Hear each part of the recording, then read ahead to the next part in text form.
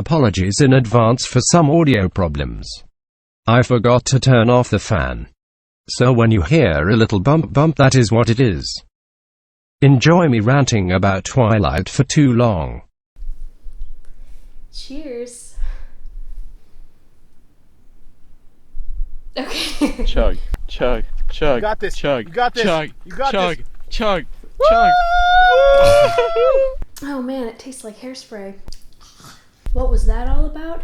Well, I'm going to talk about Twilight and I need some assistance. Hello everyone, welcome back to my channel.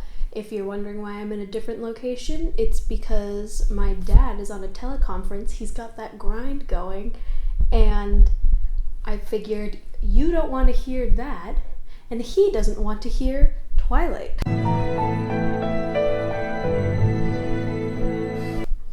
I was just playing the Twilight theme in my head, so remember that. I don't know if you can tell I dressed for the theme because Bella would wear this. As many of you know, there's this tiny little series called The Twilight Saga. You might not have heard of it. It's pretty niche. The author of The Twilight Saga, Stephenie Meyer, just a week or two ago announced that she will be releasing Midnight Sun. Why are you gasping about that? Why are you gasping? Well, let me tell you. So in the early 2010s, not exactly sure of the date, Stephenie Meyer had a little tease for Midnight Sun and people were like, this is so cool. And then someone hacked her computer and they released, like 250 pages, or I don't remember how much they released, but they released a lot of her work in progress. And she was like, you guys did this, so I'm not writing this anymore. You lost your privilege. Goodbye. So at the time when she said she wasn't going to release Midnight Sun anymore, a lot of people were upset. I know I was, because I was like, well, just release all of it. But now I get it. I'd be pretty pissed if someone did that. I have red wine because blood, duh, Twilight. I certainly did not forget about it. People didn't forget about it, but people gave up hope that she was going to do something with it. And then, just recently, she had her little countdown. And most of the people I talked to guessed it was about Midnight Sun. But that didn't make it any less exciting. Unfortunately, it was just a book date release. It's actually on my dad's birthday, so happy birthday, Dad. You know what you're getting. But why is now the right time to release Midnight Sun? Why didn't she just do it after it was stolen from her? Why didn't she just do it when the movies were over? I think Stephenie Meyer is smarter than we've given her credit for over the past 15 years. I think Stephenie Meyer was waiting for something. And that something is the Twilight Renaissance.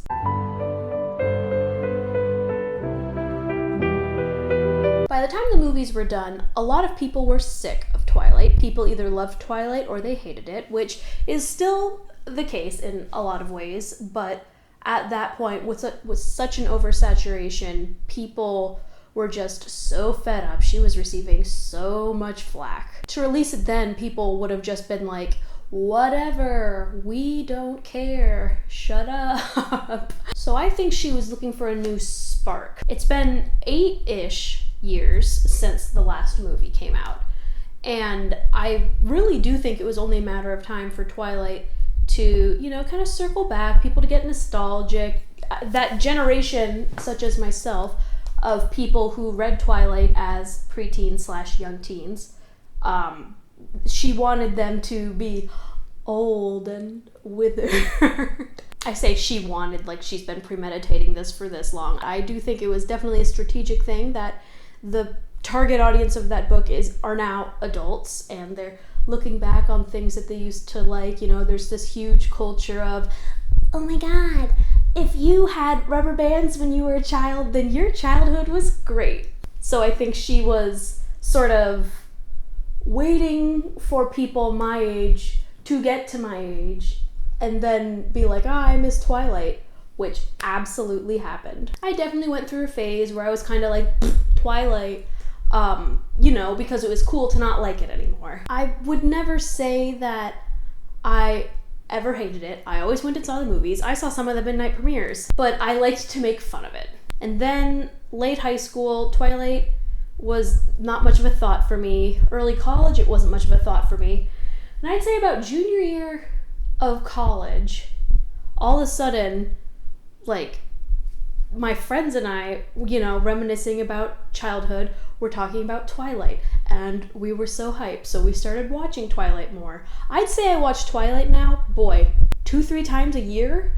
I watch Twilight 2-3 times a year. Why? Because it's fun, Janet. For some reason, like, women don't have problems in this world. It is very much commonplace to hate on the things that young girls like. Why do we hate young girls so much? I don't know, but it's a thing. So when Twilight was that massive, massive thing, people were like, me. And all of a sudden, people were like, no, I don't like it, whatever, it's blah. And we don't see that happening with things that are targeted at young boys, like the Fast and the Furious movies. Those movies are so stupid. They're not good. They're just fun to watch. You watch boom boom car, woo woo, flying through the air. And like, why don't we make fun of people for liking that? I'm not saying let's gang up on the Fast and Furious franchise now. I just mean that, woo, my brain just went. I'm just saying that if we're going to treat a dumb movie like it's a dumb movie, then we should treat all dumb movies like dumb movies. I'm a dumb movie equality person. 2028, catch me president.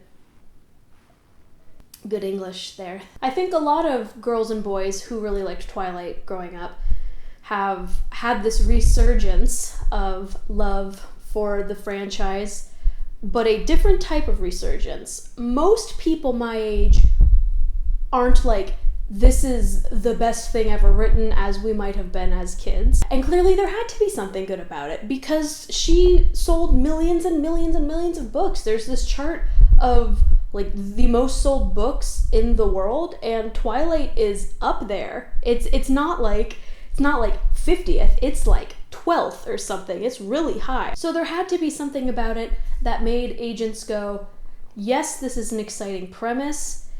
Yes, I like the characters, I like the story. Publishers had to see something in it. It is up there in word count for young adult fiction. I believe the tip top, they say, is like 120,000 words. And I believe Twilight is at 120,000 words. It's literally right there. It's the benchmark. So for agents and then publishers to take a chance on a debut author for a novel like this, there had to be some redeeming quality about it. And that redeeming quality isn't that was the profound novel of our generation. It's not a thought-provoking piece of art. Publishers didn't see Twilight and think, this is a novel that people are going to remember as the great American treasure for generations to come. They saw Twilight as a great self-insert novel for young adults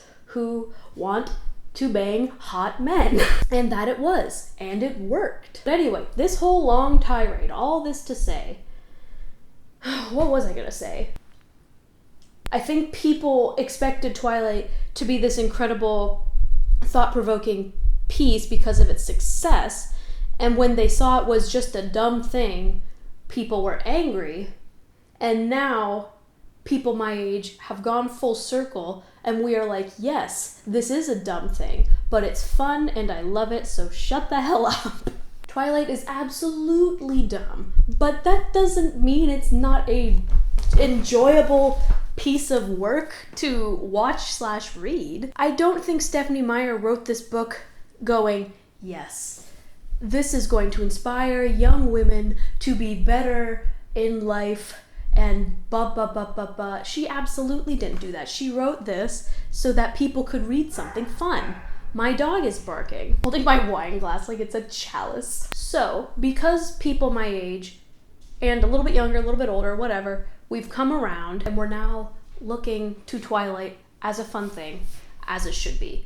And as a result, people are making dumb memes about it that definitely wouldn't have been made by serious fans 10 years ago. I think for me, the Twilight Renaissance started when I found some posts by this Tumblr person, something like Twilight is for gays now or something like that. I saw the masterpiece, the piece of work, Edward seeing a snail and saying effervescent. That killed me. That's so funny. It's so dumb.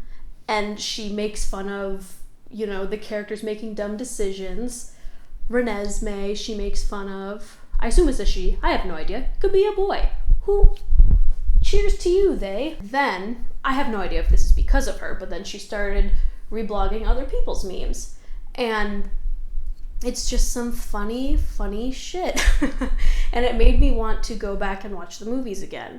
So, I have, and I absolutely continue to do so. It's on Freeform all the time now. And you best believe if I'm just doing whatever, I'm watching Twilight. I think Stephenie Meyer was just looking for this opportune pocket of time where people aren't mad about Twilight anymore. We're not hailing it as some incredible thing anymore, but people are just genuinely seeking it out because it's fun. And the right mix of that came probably starting a year and a half ago. I would imagine she or her agent saw the uptick in people enjoying Twilight for funsies, and they went, hey, you have this partially finished or potentially even completely finished new Twilight work, so release it, girl. So the Twilight Renaissance is all about fun, and Midnight Sun is going to be fun, damn it. I'll be curious if it's longer or shorter than Twilight. I was a massive Twilight fan. I actually read Eclipse first. I don't know if you guys remember the Scholastic magazines, but we used to get them, I don't know if we got them monthly or quarterly or what, but we used to get them in elementary school. And I remember I was in 6th grade and I was looking through one and I saw Eclipse. And on there, it was basically just like vampire, werewolf, romance novel, and that was it. It didn't say it was book 1 or book 2 or book 3, which it is book 3, by the way, if you didn't know. And I was intrigued, so I asked my mom to buy it, so I got it, and I read I probably read about 100 pages before I realized this isn't the first book, is it? I thought she was just throwing us into the world for probably like the first 2-3 chapters. I was like, wow, she's just like really immersing us in there. How interesting. But it came back to Twilight. I really like it. Eclipse is still my favorite movie too, out of the Twilight movies. Not favorite movie of all time. And it just sucked me in. Pun intended. Cheers, clink. I don't know about any of you, but for me, it has been a horribly long time since I read Twilight. And with New Moon coming out, and a drink in my system, I thought, I just said New Moon coming out. Oh, that's so funny. With Midnight Sun coming out, and clearly a drink in my system, I thought it would be a good time to refamiliarize ourselves with the lore, the legend that is Twilight. Doo-doo. What? I just saw it says, the best book of the decade so far. I don't know about that. There's a Bible quote at the beginning of this. Wow. But the Tree of Knowledge... Oh, Lord, this is going to be a trip already. But the Tree of But the Tree of the Knowledge of Good and Evil, thou shalt not eat of it, for in the day that thou eatest thereof, thou shalt surely die. Wow. Forbidden fruit. Forbidden fruit. Oh, my abs. I have read probably about 100 pages of Life and Death. I was reading it with a friend, but we just, I don't know, we'd start doing other stuff, so whatever. By the way, rewind, Life and Death is the gender-bent version of Twilight. not what Midnight Sun is. Did I even explain what Midnight Sun is? Oh my god. So Midnight Sun is Twilight written from Edward's perspective. Edward is the main love interest, if somehow you don't know this. Life and Death is the gender bent version. So now Bella is Beau, and Edward is Edith, spelled with a Y. So I've read little bits of Life and Death, but I haven't read real Twilight in years. I guess what I'm wanting to see from reading this is if it holds up in a way. I'm just curious what I'll think of it now that I have a degree in this. I have a degree in Twilight. I have a degree in English. But I'm just curious how this will be. I'll read you a little bit. We'll go on a little journey. I don't know how much of this I'm gonna read. I'll see if I'll get bored. I do know the story, obviously. If I get bored, it'll be like dog bark. Jacob? What? Oh my god, Jacob. YouTube Comedian of the Year. I'll have to see, am I bored because I know the story, or am I bored because it's boring? So, settle in. Maybe grab yourself a glass of red wine, if you can. Legally. I thought this was gonna be a 10-minute video, and boy, I was so wrong.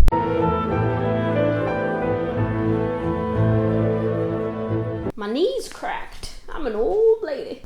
I'm already making faces at the beginning of the book. This is the preface of Twilight. I'd never given much thought to how I would die, though I'd had reason enough in the last few months. But even if I had, I would not have imagined it like this. Why did I read that? And in my head I was like, I would never have imagined it like this. I stared without, my god.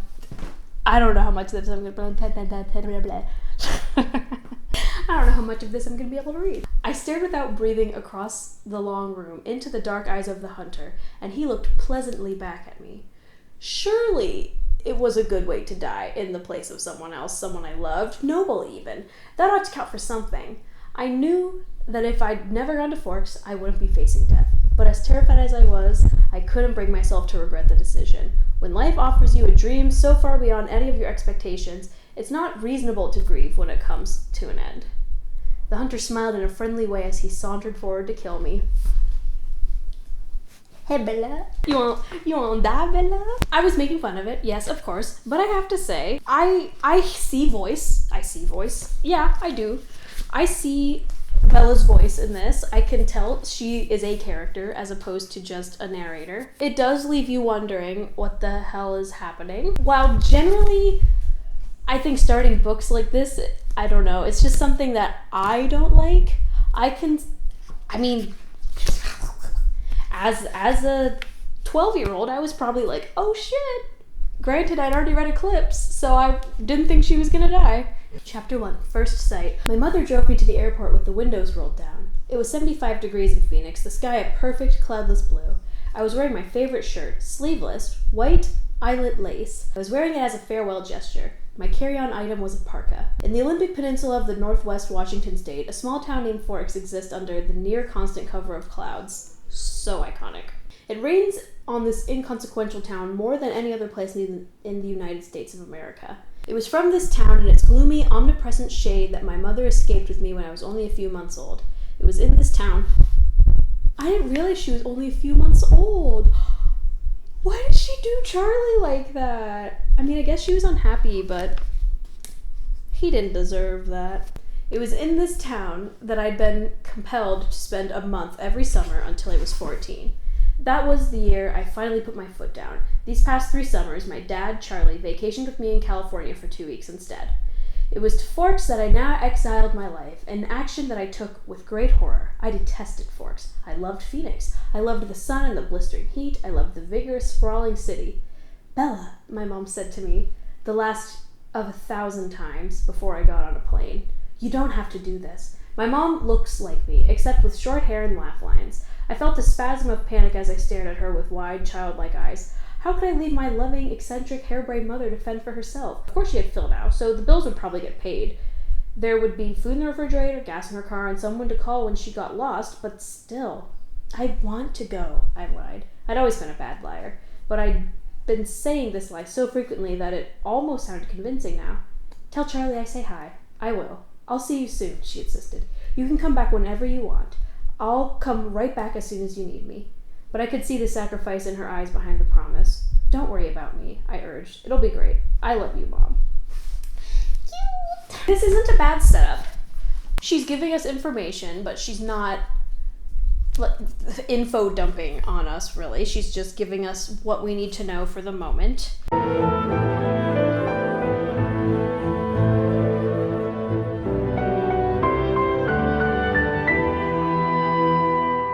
So, I've gotta say, the beginning of this reads better than the beginning of Midnight Sun.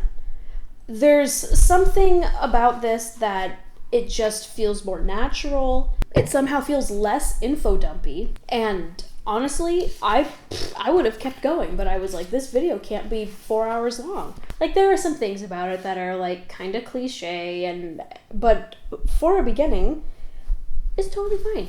I really am kind of shocked that I don't have more problems with it. She had to be able to sell this book, so clearly it has to be fine. When you are trying to get an agent, they ask for a range of things. I've seen 5 pages, I've seen 50 pages. So I just read the first 5 pages, and if I was an agent, I don't know, I might be like, give me some more. I'm interested. Because she set us up that something wild was going to happen in the preface, and then she brings us back to this really mundane setting. So, honestly, cheers, Stephanie.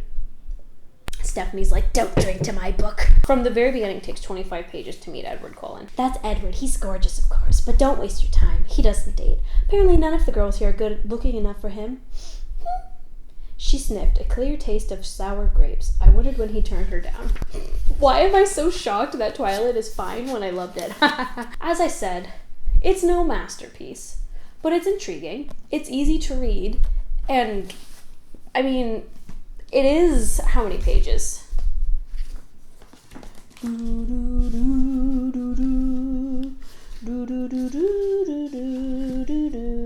It's almost 500 pages. It is $4.98, but because it reads so easily, you could get through this book super easily. So, I mean, I get it again. No, it's not the greatest thing since sliced bread, but it is an easy read, and sometimes that's all you can ask for. If you want a little escapism, and I know a lot of young teens use Twilight for escapism, and that is totally fine. There is nothing wrong with that. There is a lot of pressure to write some great American classic. There's a lot of pressure that you're going to write some, world-altering book. And while if you can write one of those incredible books that people study for years and years after you're dead, great. I'm really happy for you. That being said, how often do you want to read this profound thought-thinking? How often do you want to read a profound, thought-provoking book? You can't want to read that every day. Just like you don't want to sit down and watch Game of Thrones every day. Sometimes you want to watch Bob's Burgers. I laughed because in this analogy that means that Twilight is Bob's Burgers. I feel it. Okay. You want to read something that you can kind of shut your brain off a little bit and just go along for the ride.